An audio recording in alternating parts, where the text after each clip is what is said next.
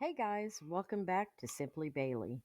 Today we're talking about one of Florida's most interesting birds, the snail kite. And yes, the name sounds a little weird, but it actually tells you everything you need to know. This bird has one main job: eat snails. Not just any snail, though, mostly apple snails, and they're very serious about it.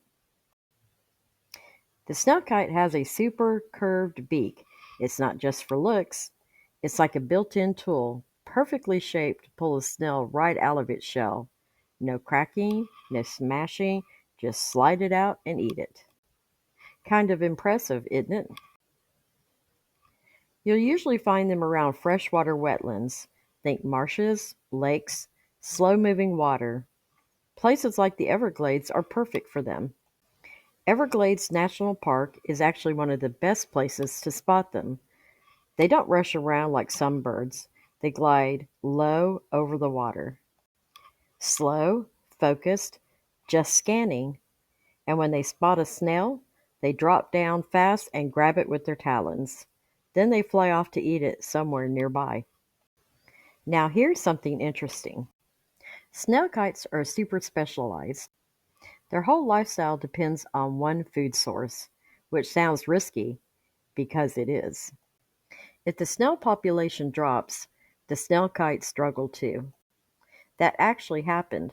They were once listed as endangered in Florida, mainly because the wetlands were being drained or developed. And when wetlands disappear, so do the snails. No snails equals no food. And no food means fewer birds. Conservation efforts have helped protect wetland habitats, and their population has started to recover. And here's a twist that sounds a little weird. An invasive species actually helped them. The island apple snail showed up in Florida. Normally, invasive species are bad news. They can damage ecosystems. But in this case, these snails are bigger, and the snail kites figured out how to eat them. More food became available. So, in a strange way, that helped boost their numbers. Now, let's talk about what they look like. Adult males are a dark gray color, almost slate gray. Females are more brown with streaks. And juveniles look different too, more mottled and lighter. So if you're bird watching, it's not always obvious at first glance, but here are a few clues. Long wings, slightly rounded tail, and that hooked beak. They stay low over the water, kind of steady and searching. Not flapping like crazy, more like cruising.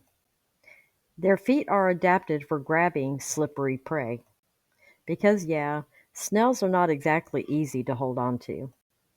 And when they eat, they usually perch somewhere nearby.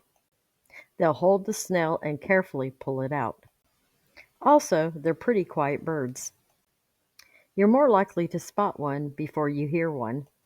Now, here's something a lot of people don't know: snail kites don't migrate very far. Most stay in Florida year round. They might move around depending on water levels and food, but they don't take long distance trips like some birds. So if you live in Florida, you actually have a good chance of seeing one, especially if you visit wetlands early in the morning or late in the day. That's when they're most active. One last thing I think is really interesting. They're kind of a reminder of how connected everything is: wetlands, water levels, snail populations, bird survival. It's all tied together. When one part changes, everything else feels it. So protecting habitats doesn't just help one species, it helps the whole system.